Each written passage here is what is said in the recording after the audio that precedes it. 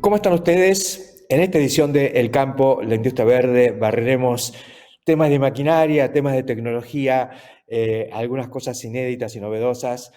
Vamos a arrancar con Ricardo Venturino, que es un viejo concesionario John Deere que está inaugurando 2 nuevas sucursales en estos días, y vale la pena porque en este momento donde se debate sobre la cuestión de la importación de maquinaria y demás, queremos conocer también su punto de vista, pero sobre todo que nos pinte un panorama de su sector y de su empresa, que realmente es una concesionaria de clase mundial, con el cartelito de John Deere indicando esto. Además, viejo amigo. Continuamos luego con Alejandro Fried, que es directivo de la empresa de semillas Gensus, especializada en el negocio del algodón desde hace unos cuantos años, proveyendo genética de punta en combinación con el INTA y otras alternativas.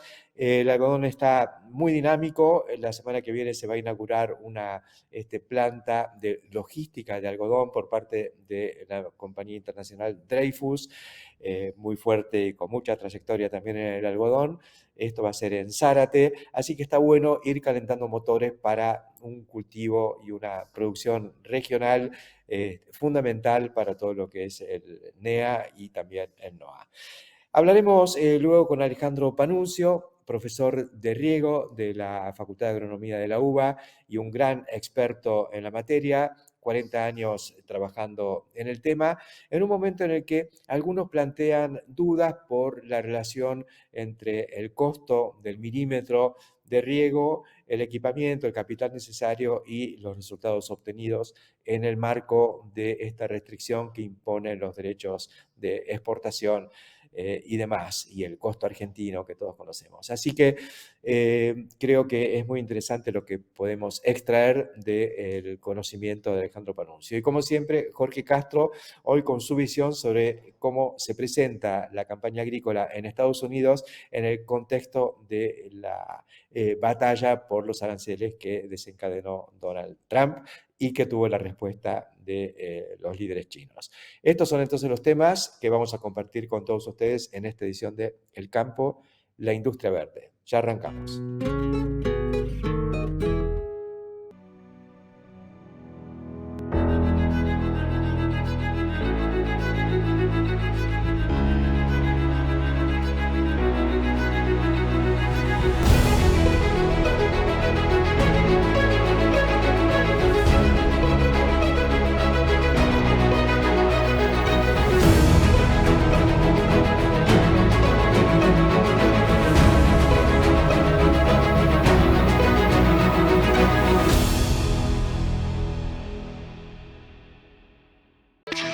Imaginamos futuro, trabajamos presente.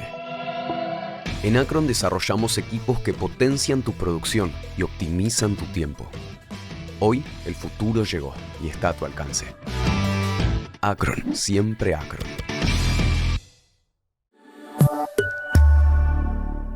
Aceitera General Dehesa. Acopiamos confianza. Tenés un agronegocio y querés expandirte. Tenés que cobrar, pagar e invertir. Tenés la app Galicia Office. Tenés que comprar maquinaria y hacienda. Tenés financiaciones pensadas para tu negocio. Tenés atención 24/7. Tenés Galicia.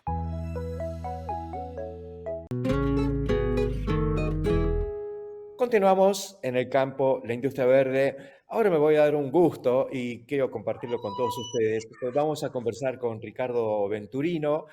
Ricardo es un antiguo concesionario de John Deere, con una trayectoria impecable en el mundo de la maquinaria agrícola. Hoy es, me consta, una concesionaria o una red de concesionarias de clase mundial.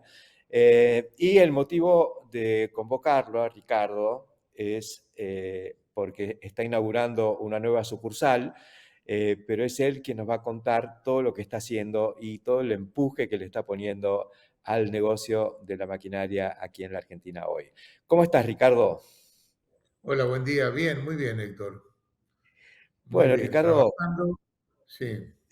te veo, estás en tu escritorio trabajando, se ve un lindo fondo ahí en Venado Tuerto, donde estás haciendo un poco cabecera con una concesionaria que inauguraste hace unos años, que realmente es maravillosa, pero me enteré que te estás expandiendo, estás abriendo nuevas sucursales. Bueno, sí, estamos en un desarrollo. En realidad, nuestro proyecto hoy es la duplicación de nuestro ADR, de nuestras hectáreas, que estamos pasando de 1.000.000 de hectáreas, 1.100.000 hectáreas que teníamos, a 2.200.000. O sea que es una duplicación total de nuestro territorio.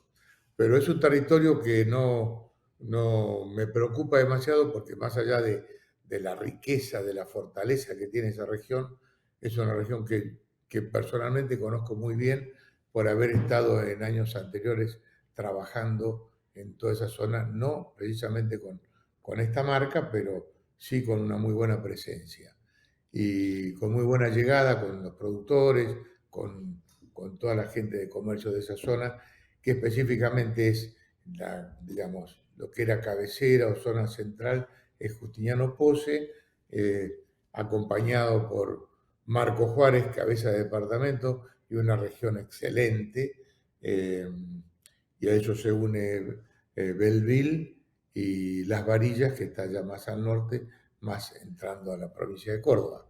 Pero no conocíamos demasiado el territorio de Las Varillas, pero Belleville, Justiniano Pose y Marco Juárez es una región muy, muy conocida por nosotros y somos nosotros muy conocidos en esa zona. Así que muy contentos, una zona que la aspirábamos.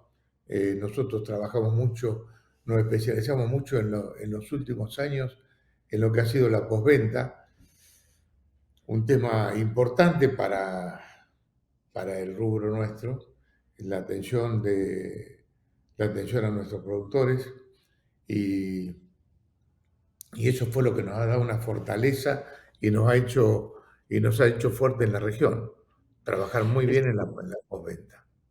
Siempre fuiste un tipo de servicio, nos consta desde que te conocí yo en aquellos tiempos donde fuiste también, vos hablabas de que habías estado con otras marcas, creo que venías de Massey Ferguson Correcto. este, en Un paso por Montebahí. Basali, sí, sí. Después pasaste por Basali, donde te conocí, y bueno, y con John Deere hiciste una carrera espectacular. Me parece que con estas 2 millones y pico de hectáreas que estás abarcando ahora, debes ser el número uno en la Argentina. Bueno, no sé exactamente. Sí sé que son 2.000.000 de hectáreas altamente productivas, como ahora Por tenemos eso. digamos, estamos en el corazón de la, de la pampa húmeda, Claro, ¿no? sí, sí puede haber alguien Así, que por ahí así en también el son las norte. exigencias que tenemos de parte de nuestra representada, ¿no? Ahora, exigencias vos decís, pero siempre, siempre viviste exigido y exigiéndote, porque sí, siempre estuviste yendo para adelante, ¿no? Desde que te conozco, no has parado de crecer. Y mirá que han pasado cosas en la Argentina. Y en este momento donde, no diría que hay un bajón, pero donde hay muchas dudas, donde la gente por ahí a veces aparece un poco como desanimada, vos de pronto tenés un par de sucursales nuevas y en zona núcleo. Sí, sí. Lo que pasa es que la apuesta nuestra al sector siempre fue muy fuerte. Yo particularmente, ya heredándolo de mi padre, la cultura, o sea, el campo en nuestro país es un bastión muy importante y nosotros apostamos muy fuerte a eso. Apostamos como comerciantes con productos que van directamente al agro, como productores agropecuarios. O sea, como También son productores productores. agropecuarios estamos arriba de 5.000 hectáreas entre los tres cultivos, trigo, soja y maíz, y bueno, y seguimos buscando y pretendemos ampliar nuestra superficie de siembra, o sea que seguimos con el desafío y la confianza que le tenemos a este país en todos los aspectos. Hemos Y por pasado otro por montones de gobiernos y bueno, y en realidad con todos hemos estado muy bien. Mira, cuando te quise convocar para esto, enterado de que estabas abriendo Justiniano Pose o Marco Juárez, ahí me dijiste, mira, la verdad que no tengo idea de lo que pasa en política, yo no tengo tiempo, me estoy metiendo. Acá vienen los chacareros, vienen los gringos, están contentos y se ponen contentos cuando ven que estamos poniendo luces y pintando la sucursal. Y entonces vamos todos para adelante, nos contagiamos el entusiasmo. Sí, sí, es verdad. O sea, ese es un viejo lema de mi padre cuando me decía, cuanto más complicado está la cosa, pones muchas plantas, muchas luces y siempre con sonrisa, siempre vendiendo el optimismo. Pero la venta del optimismo es algo natural. O sea, acá en el campo, mientras no falten las lluvias y haya cosechas y haya granos, eh, hoy no tenemos los mejores precios, no tenemos, pero bueno, tenemos buenas cosechas, tenemos buenos rindes, esos rindes hacen que compensen un poco los precios que si bien no están a la altura de los precios internacionales debido a las razones ya conocidas, y bueno, hacen que el productor siga empujando. Yo creo que no hay gente en la Argentina que tenga el empuje, que tenga el entusiasmo y que tenga la fuerza que tiene el productor agropecuario o el chacarero, llamémosle más comúnmente, es alguien que apuesta a lo que tiene. O sea, yo no conozco productores que estén pensando en comprar una propiedad en Miami o que estén pensando en la compra de un departamento en Punta del Este, sino que conozco que están pensando en cómo hacer un nuevo galpón, cómo hacer un nuevo alambrado, cómo cambiar su maquinaria, o sea, siempre pensando en adelante y para crecer y fortalecer su actividad, o sea, que eso es muy positivo. Por eso te dije en la vez que estuvimos juntos que yo me veía muy confiado y tranquilo porque en este país el campo va a empujar siempre. Ahora, esto que suena como una muletilla permanente en vos, en la realidad, hoy se está dando, vos estás sintiendo demanda. Yo veo, sí, sí, sí, totalmente, totalmente. O sea, ahora en este momento la demanda que ya está terminando es en cosechas, en cosechadoras, dado la cosecha que tenemos. De hecho, hoy no tenemos una sola cosechadora usada prácticamente. Nos quedan muy pocas máquinas nuevas y ya cerramos el primer semestre con el objetivo propuesto y logrado. Y bueno, y ahora con las cantidades de lluvia que hemos tenido, se ve, ya está todo el mundo pensando en superar, en ampliar la superficie de siembra de trigo. O sea que vamos a tener un año que se va a completar con una muy buena área de trigo en esta región y, y que creo que va a ser ya se presenta como una muy buena cosecha también. Ricardo, ¿No? no tengo más Sí. remedio que preguntarte y meterte por ahí en un berenjenal, pero ¿qué pensás de este decreto que permite la importación de maquinaria usada? ¿Cómo pensás que puede afectar a tu negocio? Bueno, mi negocio yo lo veo como una oportunidad de negocio. La importación de maquinaria en mi negocio lo veo Sí. una oportunidad. En el fabricante lo veo, no lo analicé profundamente, pero puede llegar a ser un problema, una competencia, una condición eh, que bueno, pueda llegar a tener alguna complicación. En mi negocio es una oportunidad porque no tendremos más que importar máquinas y vender máquinas importadas y trasladarle el servicio y el respaldo, porque no veo un productor importando en nuestra región, ¿no? No veo un productor importando su máquina.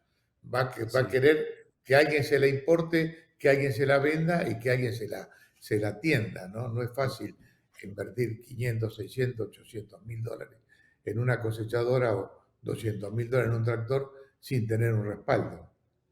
Bien. No lo veo. Muchísimas gracias por contarnos un poco esto y con el optimismo de siempre.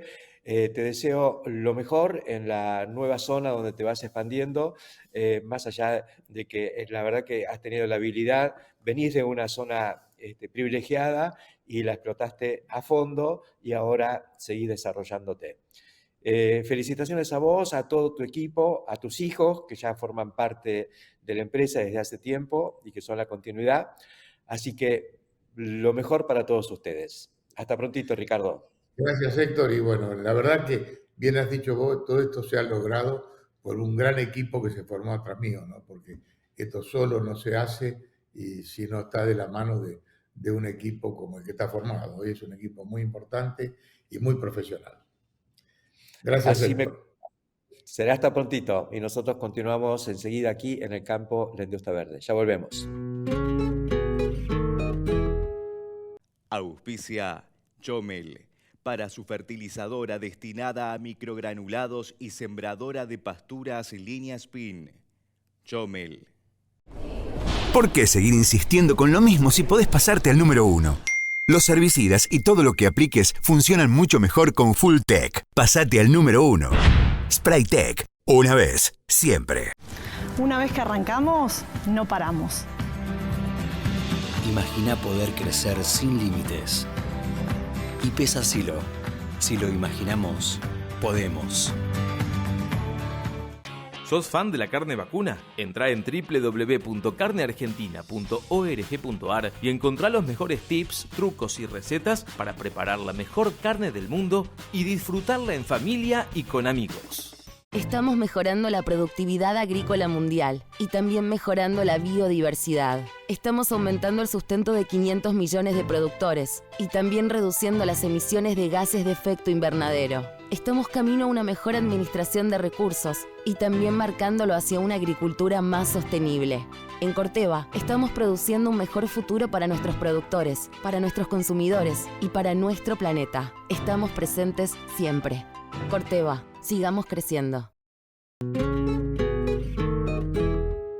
Continuamos en el campo La Industria Verde. Convocamos ahora a Alejandro Fried. Alejandro es directivo de Gensus, una empresa que viene revolucionando la genética del algodón en la Argentina. Algodón va a ser noticia en estos días. La semana que viene se inaugura una importante planta portuaria, logística nueva para este cultivo señero que está buscando pista, pero bueno, con sus complicaciones, y queremos que Alejandro nos pinte un poco el panorama de Gensus hoy y del algodón en la Argentina. ¿Cómo estás, Alejandro? Hola, Héctor, un gusto, todo muy bien. Gracias por la invitación. Contanos, Alejandro, ¿cómo estás viendo esta campaña de algodón? ¿Cómo le está yendo a los productores? ¿Cómo le está yendo a Gensus? Bueno, la campaña 24-25 empezó complicada y está terminando también complicada, pero si yo te digo que finalmente se terminó sembrando 650.000 hectáreas y el año anterior había 550, más o menos, decir, bueno, ¿qué es lo que pasó? ¿Por qué decís que empezó complicada y termina complicada y está bien? Inicia complicada porque había una queja de los productores vinculada al tema de como la campaña anterior había sido floja en producción de semillas, se inició esta campaña con esa dificultad. La respuesta que nosotros les dimos a los productores y las autoridades que nos vinieron a plantear el problema de semillas el año pasado, al inicio de la campaña, no era tan así. Semilla fiscalizada, que es la que provee al circuito legal de mercado, Gensus tenía suficiente como para abastecer y de hecho fue lo que terminó ocurriendo. La queja venía básicamente de aquellos productores que querían sembrar alguna semilla que no estaba autorizada en el mercado. Bueno, eso motivó infinidad de reuniones y consultas a nivel gobierno, pero finalmente la respuesta o el mercado terminó ajustándose de alguna forma y se terminó, Héctor, sembrando esa cantidad que te estoy comentando. Lo cierto es que ya ahora que estamos en plena época de cosecha, la campaña climáticamente no fue buena, las calidades no van a ser buenas, el volumen probablemente se achique, eh, pero el productor sigue apostando a pesar de estas dificultades en el cultivo. Y eso tiene que ver básicamente porque a pesar de todas estas dificultades, sigue siendo más rentable en la zona no banea con respecto a cualquier otro cultivo alternativo, soja, maíz, girasol. Ajá, así que la rentabilidad comparativa del algodón, está bien que los demás productos no están pasando por un buen momento de precios, pero sí la combinación de productividad-precio está más o menos dejando flotar, sacar la cabeza un poco arriba del agua, pero vos decís que el El, algodón es más rentable que estos cultivos. el algodón, a pesar de las 3 campañas malas que ha tenido los últimos años, siempre le salvó las papas al productor, siempre. Y eso fue lo que hizo también que llevara un crecimiento en la producción, o por lo menos en la cantidad de hectáreas. Ahora que tocas el tema de productividad y atándolo a esta presentación que va a haber el día lunes, que vos comentabas, ahí en Zárate, eh, hay un tema muy importante de productividad que venimos arrastrando hace bastantes años y que en el algodón comparativamente hoy se sacan promedio 50 kilos por hectárea toneladas perdón, de fibra por hectárea, mientras que Brasil triplica ese valor, Australia mucho más todavía. Y evidentemente es algo que desde el minuto cero, desde Gensus, fue nuestra gran obsesión, tratar de ver desde el lado de la tecnología de semillas, del lado de las variedades, cómo suplir, cómo resolver ese tema. Nosotros, como te decía, el primer esfuerzo que hicimos cuando nacimos fue poner al INTA en valor lo que estaba haciendo, por ejemplo, la Estación Experimental de Sáenz Peña, y así sacamos esas 3 variedades que hoy están en el mercado con tecnología BGRR, pero bueno, es la tecnología o la biotecnología disponible y comercialmente disponible en este momento, y creíamos que con esto iba a ser suficiente. Evidentemente no es suficiente, y lo que yo quería expresarte y contarte como novedades en el tema de Gensus es que después de haber golpeado 1001 puertas de empresas multinacionales propietarias de estas biotecnologías, tomamos una decisión estratégica y de inversión también, obviamente, de tratar de armar un camino que lo hemos llamado Camino del Algodón, un camino que tiene muchos hitos a ir generando. Ahora, si querés, te puedo comentar algunos. Para los próximos 5 años, que va a ser un antes y un después para el cultivo. A ver, contanos. Vamos, Contanos de qué se vamos, trata. vamos por parte. Sí. Hay disponible biotecnología en el mercado mundial, y que está fuera de patente. Hay trabajos que venimos haciendo en temas de edición génica desde hace ya 5 años, que ya está madurando. Por ejemplo, en el caso de los herbicidas de tipo PPO, Ajá. hay una impronta de tratar de traer biotecnología con algunas empresas chinas para el tema de la lagarta rosada. Pero en lo inmediato y en el cortísimo plazo, el INTA siguió trabajando y estamos a punto digamos, hacer un lanzamiento precomercial para el 2025-2026 de tecnología resistente a la IMI, a la tecnología IMI, Sí. que hecho por una mutagénesis. No sé si sabes que es la única en el mundo la única resistencia por AIMI en algodón en el mundo. Eso lo presentó hace no mucho tiempo el INTA, y lo que nosotros estamos trabajando con ellos es en la comercialización de ese producto, de esa nueva variedad. Eso va a ser muy importante, y a lo cual vamos a agregar en breve un lanzamiento de un evento triple. Gensus tuvo que al mismo tiempo que registrarse como operador de eventos biotecnológicos, y estamos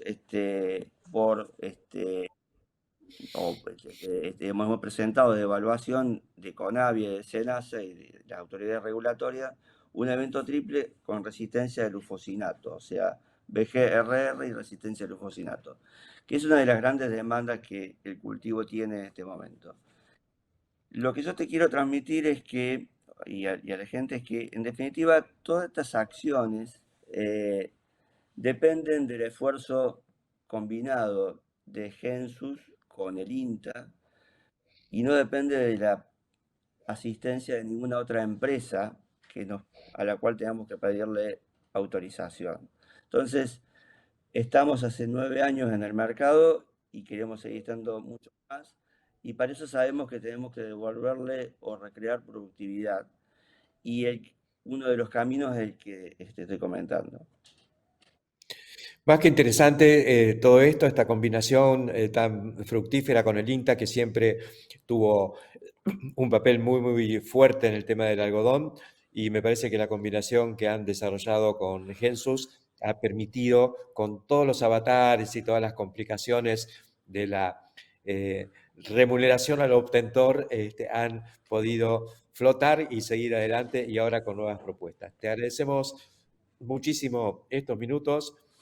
Nos vamos a encontrar seguramente la semana que viene en la inauguración de un puerto y una base logística muy importante que ha instalado Dreyfus en Zárate, donde converge un poco todo el algodón del norte, o eso se espera.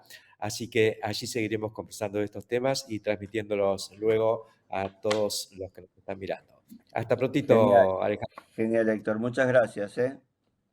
Nos vemos. Y nosotros continuamos aquí en el campo de la industria verde. Ya volvemos. Genética sustentable para el cultivo de algodón.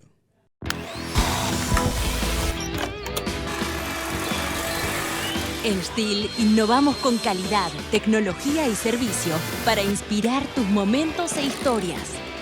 STIHL, la fuerza para crecer.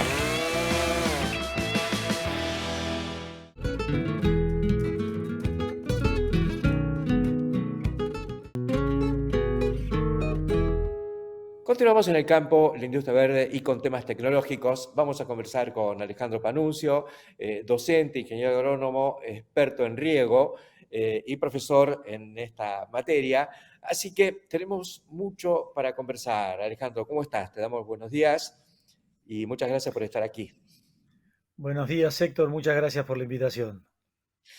Bueno, Alejandro, mira, hay un poco de debate, por supuesto que inciden un montón de factores, las retenciones que quitan precio al producto y los equipos y los insumos no están afectados por las retenciones, entonces se afecta la relación, y muchos dicen que por ahí, con el costo de indiferencia actual, por ahí no conviene regar. ¿Cuál es tu visión al respecto? Bueno, esto seguro que tiene una serie de aspectos. El primero es poder acceder a la tecnología. La tecnología de riego, a partir de la desaparición del impuesto país del 17,5%, que es un escalón y ahora pasó a 0, ya no existe más, y después de la baja de los aranceles de las tecnologías extrazona, que pagaban estadística 3% y pagaban derecho por 17, 18, y ahora pagan 2, hace que la tecnología está más accesible en términos de cuánto cuesta en dólares por hectárea, y la reducción es importante. Ahora, una vez que yo tengo hecho la inversión, que la puedo hacer o con fondos propios, o por ahí hoy el Banco Nación está con créditos a 10 años, entonces de pronto para inversión habría una ayuda como para poder acceder. Por supuesto que digo, bueno, ¿y después cómo sigue esto? Bueno, yo necesitaría una ley de amortización acelerada para que la ganancia no me coma pueda ir amortizando ese equipo y no tener que pagar ganancias sobre lo que en realidad necesito también ir a pagarle al banco con ese margen que tuve, ¿no? Así que hay una cuestión.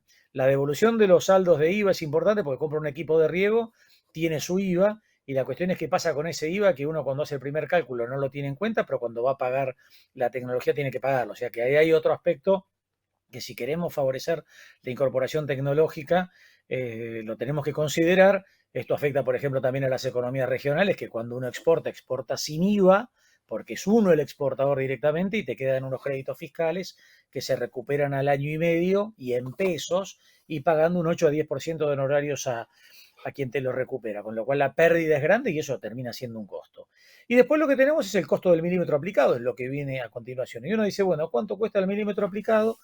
Y ahí, claro, el dólar de alguna manera, no sé cómo decirlo, tiene un precio que nos resulta un poco barato, pero el combustible y la energía eléctrica siguen subiendo. Entonces el costo del milímetro aplicado en términos del costo de energía que tenemos que afrontar para aplicar cada milímetro han ido subiendo. Por supuesto que también tienen, para el que riega con gasoil, ese tiene que pagar 30% de IVA dentro de la factura, y el que paga con energía eléctrica, por ejemplo, en Entre Ríos, dentro de la factura de energía eléctrica de algunas cooperativas, sigue viniendo el 8,66-67% de impuesto municipal, que dijeron que estaba prohibido cobrarlo. Bueno, sigue viniendo en todas las facturas.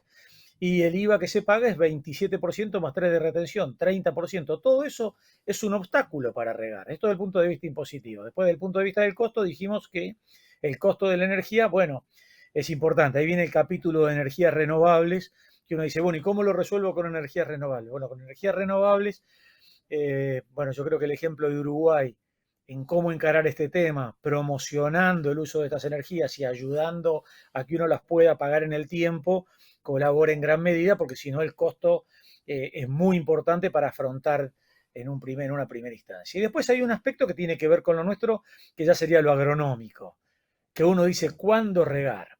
Y bueno, el famoso cuándo regar, en principio nosotros tenemos que saber que las plantas no responden a un contenido hídrico, sino a un potencial agua. Y que ese potencial agua que hay en el suelo, a la vez, es diferente cuando lo mido en términos de sensibilidad del cultivo que estoy regando en distintos estadios fenológicos.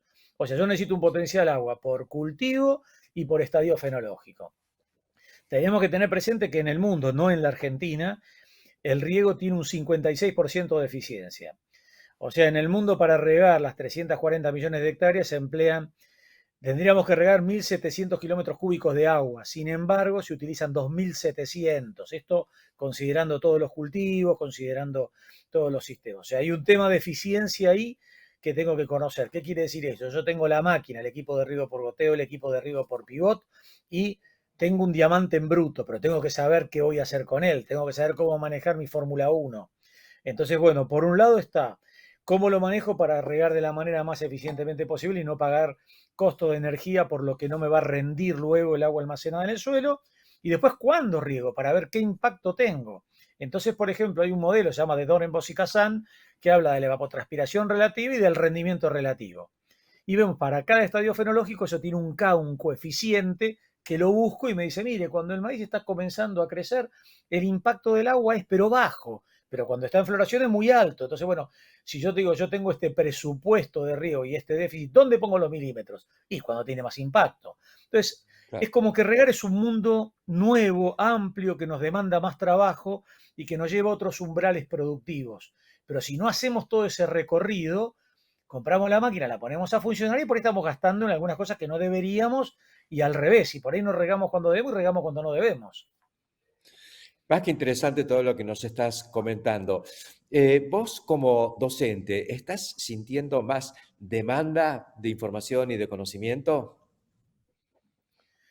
Bueno, vos sabés que justo me tocó tomar examen el lunes a la tarde a unos alumnos del curso de riego, que es el del anteúltimo año, el anteúltimo cuatrimestre.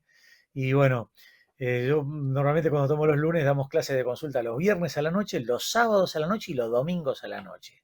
Y uno dice, ¿pero por qué el sábado y domingo a la noche? Y yo le explico a mi familia. ¿Por qué? Es lo que te decía del impacto del riego en floración. Porque el impacto de las preguntas de último momento eleva mucho el nivel de conocimiento de los alumnos. Entonces, los que nos formamos en la UBA decimos, y cada uno lo tendrá con su casa de estudio, ¿cuál es tu devolución al medio?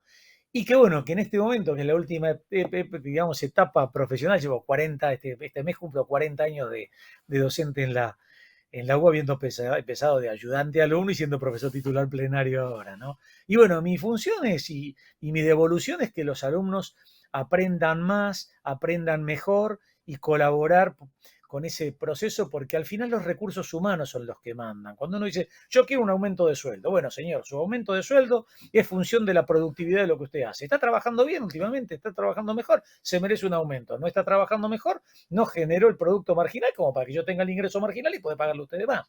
Más o menos funciona así. Entonces, bueno, ahí es donde digo, esa es la devolución hacia la facultad, y yo noto que los alumnos son más conscientes, mucho más conscientes del tema de salir de esa producción de secano y pensar que el riego es necesario. Yo creo que los eventos de sequía que tuvimos tan fuertes de alguna manera calaron hondo en la población. Ahora tenemos el punto 30 y el punto 31 de Laudato Si del Papa Francisco del 24 de mayo de 2015, donde habla específicamente del agua. Entonces, bueno, yo ahora lo he incorporado a las clases a demostrarle a los alumnos, miren que hasta el Papa decía tengamos cuidado con esto, cómo lo manejamos. Y bueno, como el riego se consume el 70% del agua dulce del mundo, acá no se trata de usar más agua, se trata de usarla mejor, porque es un recurso, por lo tanto es escaso. Y después, bueno, ir a las energías renovables, lo dijimos, y después al reuso de aguas. O sea, el reuso de aguas permitiría que todo el agua de las ciudades, que nos matan a los niños por diarrea, lo transformemos en maíz para que después termine siendo uno de 4 patas caminando con ese maíz dentro. Y en todo ese proceso no contaminar a nadie y transformarlo en proteínas. Esto, cada ciudad tendría que tener su planta de tratamiento y tener sus hectáreas de maíz ahí produciendo ese maíz y no contaminar. Hay otro punto que podemos hacer ahí. Así que el reuso. Por supuesto, si vamos a Marruecos está la desalinización, en Israel está la desalinización, en Eilat, en el sur de Israel, hace 40 años que hay agua desalinizada y vas a la ciudad y todo el mundo toma agua salada del mar desalinizada y se riega con eso. Así que hay muchas herramientas que podemos incorporar. Más allá de los recursos enormes que tenemos, estás en Entre Ríos ahora, Entre Ríos, y es ridícula la cantidad de agua de esos ríos y arroyos interiores que se van a salinizar alegremente al mar sin que nadie haga nada con ellas. Y bueno, la República Argentina tiene circulando por sus ríos en este momento 26 millones de litros por segundo, de los cuales la Cuenca del Plata tiene 20 millones. Pero hay una cosa para ver por el tema también, por el tema de las huellas ambientales y el impacto ambiental. No como lo aclaro, porque yo habiendo hecho mi tesis de doctorado en huella hídrica, no la hice pensando en la Agenda 2030, la hice pensando en usar mejor el agua. Pero dicha sea de paso, si nos hablan de las huellas, lo que podemos decir es que se puede acceder en el Google Earth a un layer que habla del estrés hídrico y te aparecen los colores y los impactos por región. Eso quiere decir que cuando vos obtenés la huella hídrica de un producto, que son los litros de agua necesarios para producir una unidad de un bien o servicio, luego de tener el valor que está definido por la Water Footprint Network, está el ciclo de vida, la ISO 14046. Nosotros aquí en nuestra producción de arándanos tenemos certificado ISO 14046. ¿Y eso qué implica? Que el valor de huella hídrica que tenías lo multiplicas por un coeficiente de cuenca. Claro, cuando estás en una zona muy árida se multiplica por un valor gigante, y cuando estás en una zona con recursos se multiplica por un valor más bajo. Por ejemplo, el coeficiente de Entre Ríos es 0,32. Cuando hay lugares que tienen, en Perú, por ejemplo, se multiplica por 100. En el NOA, como tenemos clima monzónico, se multiplica por 1,60. O sea que tenemos mucho para ofrecer. Pero tendríamos que empezar usando esa cantidad de agua gigante que circula por el río Uruguay. Lo tenemos acá a 500 metros y van 5 millones de litros por segundo. Es una locura que eso no se transforme en materia seca y de alto valor, digamos, ¿no? Ya llegaremos, Alejandro. Muchísimas gracias por compartir estos minutos aquí en el campo La Industria Verde. Será hasta muy prontito. Muchas gracias, Héctor. Que tengas muy buen día. Muchas gracias. Gracias. Y nosotros enseguida continuamos. Muy bueno. Somos Cestari, somos pioneros y especialistas en tolvas autodescargables. Estamos presentando la línea S6, nueva generación en tolvas. Somos Cestari, escribimos la historia, siempre junto al campo, la industria verde. Registramos a todos los trabajadores rurales y empleadores del país. Entregamos la libreta de trabajo rural Renatre. Somos el campo. Tan esencial como el agua. Nutrientes para crecer con la potencia de la tecnología. Todo el nitrógeno y el azufre necesario para un trigo sano, fuerte y parejo. Azufre residual en el suelo para asegurar la mayor rentabilidad en la soja siguiente sin necesidad de una nueva aplicación. Esta es la esencia de Solmix, la solución fértil de Bunge.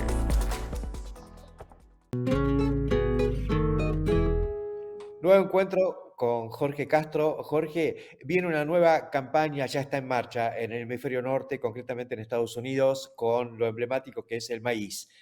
¿Algún comentario tuyo al respecto? Héctor, el Departamento de Agricultura de Estados Unidos, el USDA, acaba de informar que para la campaña 2025-2026 hay un crecimiento notable de la superficie sembrada de maíz en el agro norteamericano, de 5.25% en lo que va de 5.5% en lo que va del ciclo. El punto más importante a subrayar es que al mismo tiempo esto está acompañado de una caída formidable de la producción de soja en los Estados Unidos, debido al hecho de que la soja ha sido víctima del conflicto en gran escala que existe en este momento entre los Estados Unidos y la República Popular en materia de tarifas comerciales. En este sentido, lo que hay que prever, según la USDA, es una cosecha récord de maíz en los Estados Unidos que puede ser, según ellos, una de las más grandes, si no la más grande de la historia norteamericana. Está hablando la USDA de una cosecha que puede superar los 450 millones de toneladas. Esto para el ciclo 2025-2026. Las condiciones climatológicas en Estados Unidos son altamente favorables para la producción de maíz. En los estados del medio oeste norteamericano, las condiciones climatológicas se dan entre una temperatura de 7 grados centígrados y 27 grados centígrados, sin que haya episodios especiales de altos niveles de calor, ni tampoco es una situación de sequía en las partes más significativas del medio oeste. En otros términos, lo que hay que prever acá es una cosecha récord de maíz para los Estados Unidos y que a su vez esto favorece en términos geopolíticos fundamentalmente a la producción de soja de Brasil, que ya en este momento se ha hecho cargo de más de 2/3 de la demanda de soja de la República Popular y estaría en condiciones este año, precisamente por la ausencia prácticamente total de la producción de soja norteamericana, de aumentar su participación en la satisfacción del mercado de la demanda china de soja. Esta es la situación actual. Hay un cambio de fondo que está ocurriendo en este momento en la producción agrícola mundial, ocasionado precisamente por el conflicto en gran escala que existe entre Estados Unidos y la República Popular por las tarifas impuestas por el gobierno del Donald Trump a la República Popular, que superan en este momento el 145% y que impiden prácticamente que las exportaciones chinas ingresen al mercado norteamericano. Importante porque eso está teniendo muy en vilo a los mercados agrícolas, hay que estar muy pendientes de todo esto, así que agradecemos, Jorge, tu visión al respecto. Será hasta prontito. Snack Crops, Sociedad Anónima, Líder mundial en la comercialización de especialidades con fuertes raíces en Argentina, lo invita a sembrar maíz pisingallo y girasol confitería para sus mercados en más de 60 países.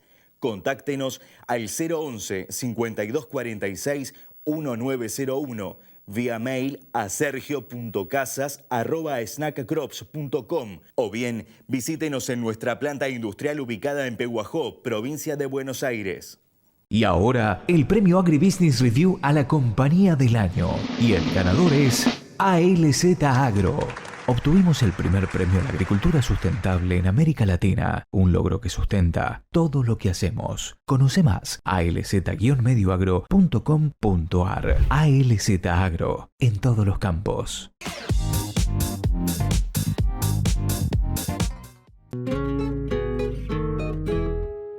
Reflexión final en esta edición de El Campo, la Industria Verde. Desde el gobierno se lanzaron nuevos dardos con sutileza, pelea del presidente Milei con los comunicadores, bueno, todo esto que la verdad que hace perder muchísimo el tiempo y también la visión la obnubila un poco.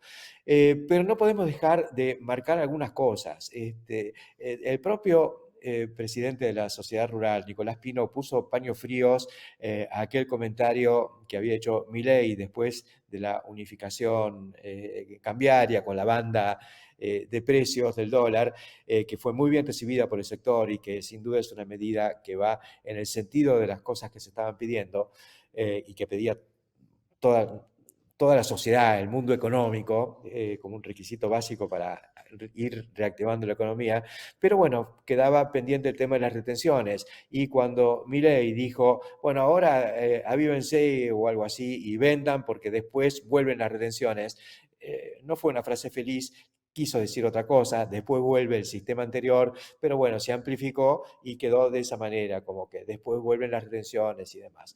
No hacía falta que el gobierno, y lo venimos machacando desde siempre, quiera apurar a los productores para que vendan. El chacarero sabe lo que tiene que hacer el productor. Acá ya no quedan giles con guita, decía un amigo. Los productores que están en carrera y que a pesar de la exacción siguen apostando y siguen metiéndole, por algo siguen en carrera. Son inteligentes, conocen su negocio, y conocer su negocio es no solo saber producir, sino también comerciar. Ellos venden en general cuando tienen oportunidad de compra de algo y valorizan eso, y a lo mejor en ese momento no les importa tanto ser haces en el manejo financiero de la cosecha. Les alcanza a consentir que ahí tienen los hojadólares o los maíz dólares o lo que es necesario para el momento de canjearlos por alguna máquina, y de hecho para eso existen también los planes canje. Así que déjenlos tranquilos, es lo que decíamos. Y fíjense, los productores siguieron liquidando y aceleraron la liquidación a medida que llegaba la cosecha, y con ello la oportunidad de ir cancelando las deudas que tienen por los insumos de esta campaña, los alquileres, encarar anticipos de alquileres de la próxima campaña, que ya está muy activa, hay muchas ganas de sembrar trigo, como lo decía muy bien Ricardo Venturino. O sea que esto va para adelante y los productores van a ir liquidando. El gobierno tendría que tener más imaginación y fuerza y capacidad de convencimiento para que el Fondo Monetario entienda, y otros acreedores, ¿no? Entiendan que los dólares están, porque están ahí a punto de cosecharse o cosechándose, y algunos ya en los hilos, y que eso no va a quedar permanentemente metido ahí en el sótano o la almohada de nadie. Eso va a llegar al mercado más pronto que tarde. Y van a ver cómo en los próximos 90 días el flujo de liquidación de divisas va a ser, como es tradicional, un poco más fuerte, y que quizá los que tengan más capacidad de retención estén esperando mejores precios, porque en este momento la verdad que, bueno, la soja viene repuntando un poco por lo que nos contaba Jorge Castro de la batalla entre Estados Unidos y China por los aranceles. En fin, hay muchas expectativas que no tienen que ver con que estén esperando una devaluación del dólar, como dice algún analista bastante conocido en el medio rural. No hay una especulación buscando un dólar mejor. En última instancia, un dólar más alto también significa insumos más caros. Por supuesto que siempre conviene un tipo de cambio competitivo, pero no es por donde está pasando la cosa. La cosa está pasando por la eliminación de las retenciones. Y ahí es donde el gobierno no está dando señales y más bien manda a algunos, en esta semana a una diputada que repitió el mismo exabrupto del presidente Milei, que después trataron de atenuar, pero bueno, está en el imaginario del gobierno plantear esto de que las retenciones van a seguir, y esa es una pésima señal. Hay que establecer un horizonte claro, de largo plazo, y lo ideal sería que en los próximos eventos, semana que viene tenemos Fertilizar, después viene el Congreso de Maizar, se anuncie la definitiva eliminación de las retenciones para los dos cereales principales, maíz y trigo, ya desde la campaña 2025-2026. Hasta la semana que viene.